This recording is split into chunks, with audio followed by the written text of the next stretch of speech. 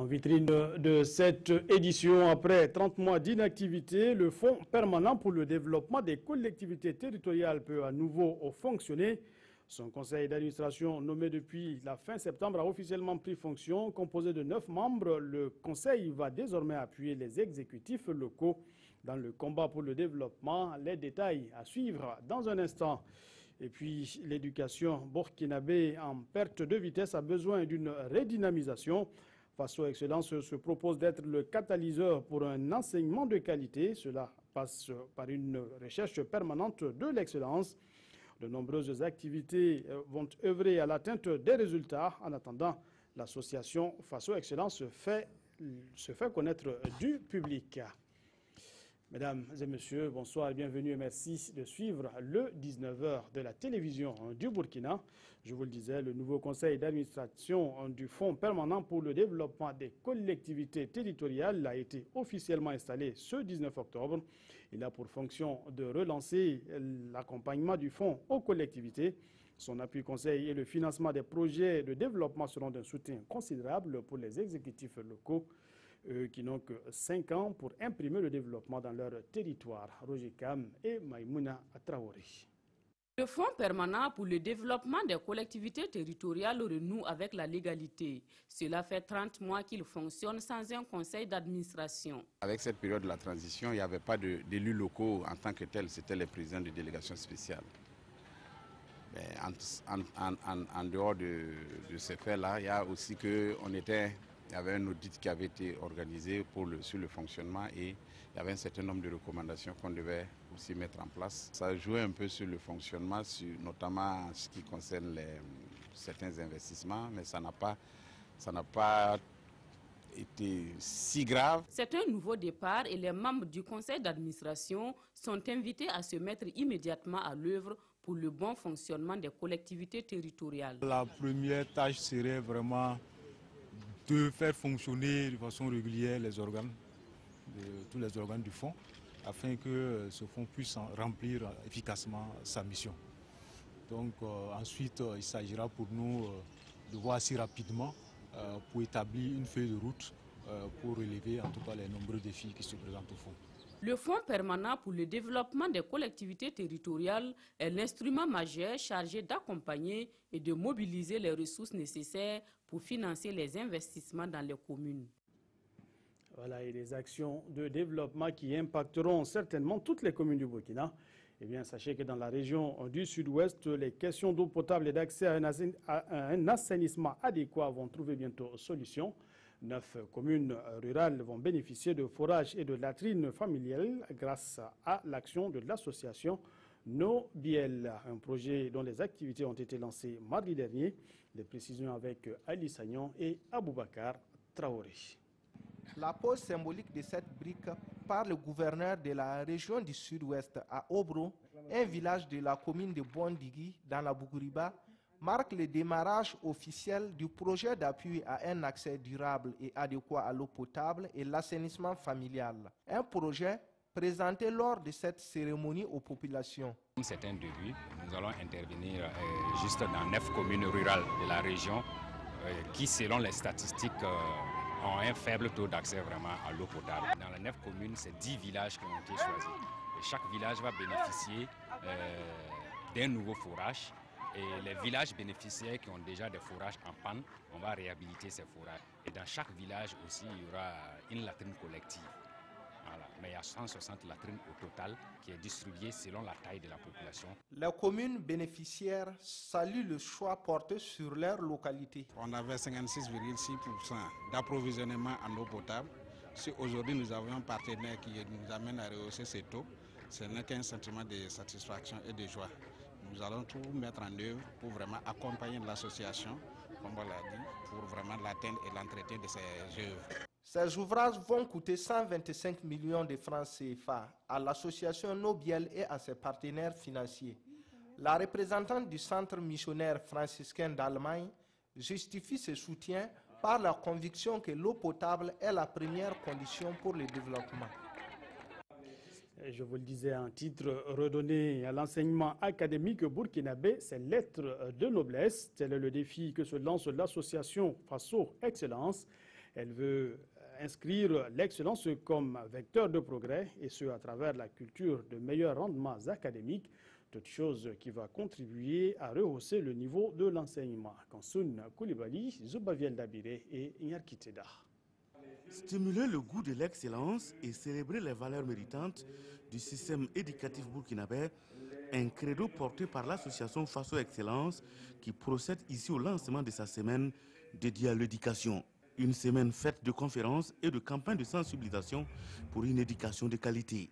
Dans un pays où la médiocrité semble être érigée en vertu, voir des jeunes qui pensent à l'excellence, voir des jeunes qui pensent que seul le travail qui se reconnaît par l'excellence peut développer le pays est vraiment encourageant pour nous d'un certain âge. Cette activité se tient dans un contexte marqué par des crises dans le système éducatif burkinabé.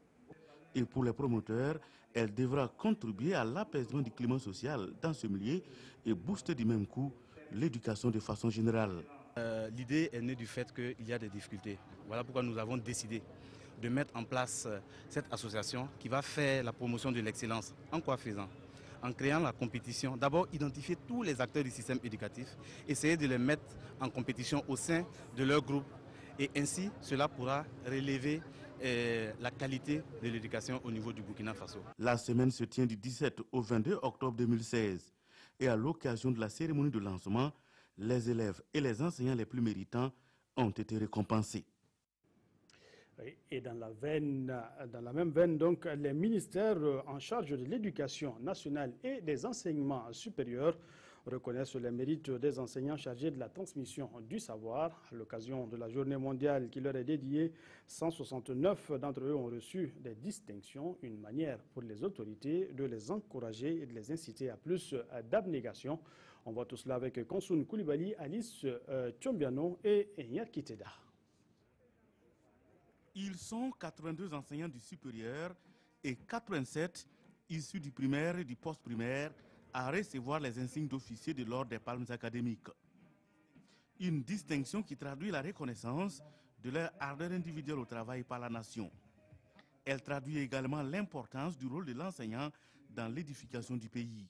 Les enseignants les plus méritants, donc déjà pour les récompenser pour ce qu'ils ont fait pour la jeunesse burkinabé, mais aussi et surtout pour amener d'autres à faire comme eux. Parce qu'il va de soi que si tous les enseignants s'investissent, travaillent comme nous le souhaitons, comme les parents d'élèves le souhaitent, notre système éducatif sera d'un très haut niveau, sera performant. Pour les récipiendaires, cette distinction sonne comme une invite à plus d'ardeur au travail pour le développement du Burkina. Et que l'État reconnaît que vous avez essayé de vous y mettre, c'est un honneur pour nous. Cette décoration est un grand plaisir pour moi et ça m'interpelle davantage à aller de l'avant et à donner le meilleur de moi-même pour que, en tout cas, nous soyons dans la logique de l'éducation de qualité pour tous. Cette cérémonie de distinction entre dans le cadre de la commémoration de la Journée mondiale de l'enseignant. Une occasion pour faire le bilan des actions menées et saluer l'effort des acteurs du système éducatif. Et ce sont des enseignants dont les rendements ne seront que meilleurs avec des infrastructures adéquates. L'association PIA apporte sa contribution. Elle a offert un lycée flambant neuf au village de Kassou, dans le centre-ouest, une infrastructure de 6 classes d'une capacité d'accueil de 300 élèves. Maïmouna Traoré et Urbain Benito Sommet. Un lycée de 6 classes, une salle d'études et une bibliothèque, c'est la contribution de l'association PIA au renforcement de l'offre éducative dans la région du centre-ouest. La construction de cet établissement, le lycée Saint-François d'Amitié PIA et Schifferstadt, a été financé par les partenaires de l'association, notamment le Cercle des Amis du Burkina Faso en Allemagne. Il y a 11 ans, on a rencontré un groupe de jeunes qui nous ont communiqué un besoin d'éducation, mais aussi d'autres aides. Et voilà pourquoi Après un certain temps, on a commencé à collecter de l'argent pour cette école. Le lycée a une capacité d'accueil de 300 jeunes et ses fondateurs ont en projet la construction d'autres classes. Pour son fonctionnement, il sollicite le soutien du gouvernement burkinabé. Nous avons plus pensé que c'est mieux que le lycée soit destiné aux enfants nécessités, aux enfants de ces villages à Kassou.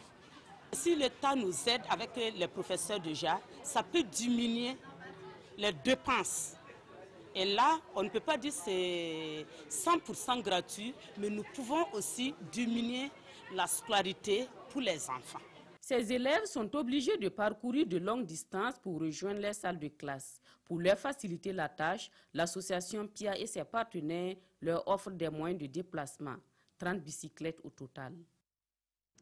Voilà, et après la page éducation, parlons en culture. À présent, une soirée culturelle empreinte d'hommage à la chefferie traditionnelle. Cela se passe à Waïgouya. Les initiateurs de la soirée veulent inciter la jeunesse au respect des chefs coutumiers, garants des traditions et facteurs de paix. Irénée Kabodé et Alidou Alain Savadogo, reportage. C'est une soirée dédiée à la chefferie traditionnelle et coutumière ici au Yatenga. Jadis, gardien des valeurs morales pour une vie paisible et solidaire en société, l'image des chefs traditionnels semble être écornée de nos jours. C'est pourquoi l'initiateur de cette journée d'hommage entend relever ces défis et interpeller la jeunesse à faire de la chefferie traditionnelle son appui pour une vie sociale plus apaisée au Burkina. C'est pour réunir cette chefferie traditionnelle, donner une occasion aux populations de pouvoir échanger pour mieux comprendre afin que nous puissions ensemble préserver cette institution qui nous est chère au Burkina Faso. La culture, comme on le dit, c'est l'âme d'une société. Et lorsqu'on ne sait pas d'où il vient, il est difficile d'envisager l'avenir. Et la culture joue un rôle très important dans le développement de tout pays. Pour les responsables coutumiers, cette soirée d'hommage les amène à s'impliquer davantage dans la promotion des valeurs sociales et culturelles du pays. La coutume n'a pas de frontières, donc c'est toute la coutume qui existe qui ont réussi cet honneur-là. Nous sommes comblés. Ce sont des gens en qui les populations ont confiance et il faut promouvoir cela pour les appuyer à participer au développement, car quand ils s'impliquent, on peut faire participer toute la population. Cette soirée a connu la participation de plusieurs artistes culturels venus de divers horizons du pays. Voilà un mot de religion pour terminer. L'apostolat mondial de Fatima prie pour la paix et la réconciliation au Burkina. Les fidèles ont effectué dimanche dernier un pèlerinage au cours duquel invocations et prières ont été adressées à Notre-Dame de Fatima pour demander son intercession. Commentaire de Nathalie Sawadogo Nabaloum. La Vierge Marie Notre-Dame de Fatima, vénérée ici au pied de la colline de Bouktenga. Avec beaucoup de ferveur spirituelle et de piété, les fidèles catholiques l'ont glorifiée à travers chants de louanges. L'Église se dit que pour obtenir ce que nous voulons et qui est précieux, nous ne pouvons l'obtenir que de Dieu. Et à Dieu, il faut que nous exprimions nos besoins. Et l'expression de ces besoins vis-à-vis de Dieu ne peut se faire que dans la prière. Et ce que nous demandons à Dieu aujourd'hui, quelque chose qui nous est cher, c'est la paix dans les cœurs, la paix dans les foyers, la paix dans notre monde. Cette célébration placée sous le thème « Dans la prière en famille avec l'ange de la paix et par Marie Notre-Dame de Fatima, œuvrons pour un monde de paix » coïncide avec la commémoration du centenaire de la prière de l'ange de la paix et se situe aussi à l'orée du centenaire des apparitions de Notre-Dame de Fatima en mai 2017. C'est une action de grâce et ce sera vraiment un temps de prière. Nous allons vraiment mettre l'accent sur la prière jusqu'en 2017 dans nos différentes paroisses et aussi en lien avec Fatima pour tout ce qu'ils vont nous donner comme proposition de préparation à ce grand événement du centenaire où je crois le pape même sera présent à Fatima le 13 mai 2017. L'apostolat mondial de Fatima a souhaité qu'il y ait 2 pèlerinages à partir du centenaire. Et ce pour le mois de mai en souvenir de la première apparition de l'ange de la paix et en octobre pour sa dernière apparition. Voilà, mesdames, messieurs, merci pour la fidélité. Ainsi s'achève cette édition. Christine Koulibaly vous retrouve pour le 19h demain. En attendant, tout à l'heure à 20h, c'est Fousseni Kindo qui vous retrouve.